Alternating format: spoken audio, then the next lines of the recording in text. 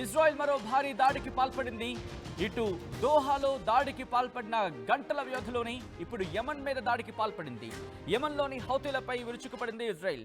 Yemen రాజధాని సనాపై బాంబుల వర్షాన్ని కురిపించింది. యెమెన్లో Israel defense force special operation చేపట్టింది. యెమెన్లోని హౌతీ టెర్రర్ క్యాంప్స్ టార్గెట్ గా దాడులకు పాల్పడ్డామంటూ కూడా చెప్పుకొచ్చింది. ఈ దాడుల్లో వందలాది మంది మృతి చెందినట్టుగా అనుమానం వ్యక్తమవుతోంది. నిన్న దోహాలో హమాస్ లీడర్ల టార్గెట్ గా ఇజ్రాయెల్ దాడికి పాల్పడిన గంటల వ్యవధిలోనే ఇప్పుడు యెమెన్ రాజధాని సనాలో ఇటు హౌతీలే టార్గెట్ గా దాడులకు పాల్పడ్డామని చెప్పి ఇజ్రాయెల్ చెబుతోంది.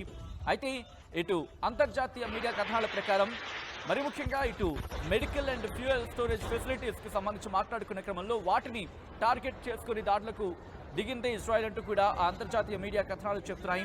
హౌతీలు మాత్రం ఒకటే చెప్తోంది, మిసైళ్లతో ఇటు ఇజ్రాయెల్ ఈ దాడికి పాల్పడిందంటూ కూడా ఇటు హౌతీలు చెప్తున్నారంటే అర్థం చేసుకోవచ్చు.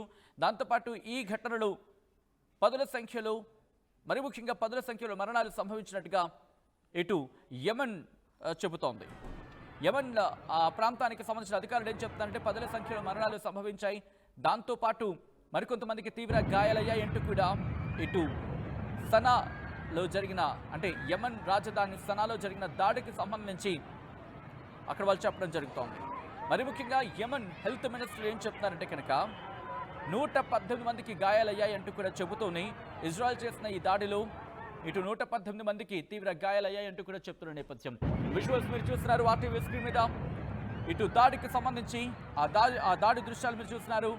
ఈ కథనం మీద కాస్త కలవరపరచొచ్చైతే మిమ్మల్ని కలవరపడి గురించడం ఆర్టీవీ ఉద్దేశం కాదు, కానీ ఇటువంటి కథనాలు చూసినప్పుడు కాస్త కలవరపడిపోయే అవకాశం ఉంటుంది కాబట్టి దీనికి సంబంధించి తగిన జాగ్రత్తలు తీసుకోవాలని ఆర్టీవీ సూచించడం జరుగుతోంది. This is somewhere distributing content viewer description is advised.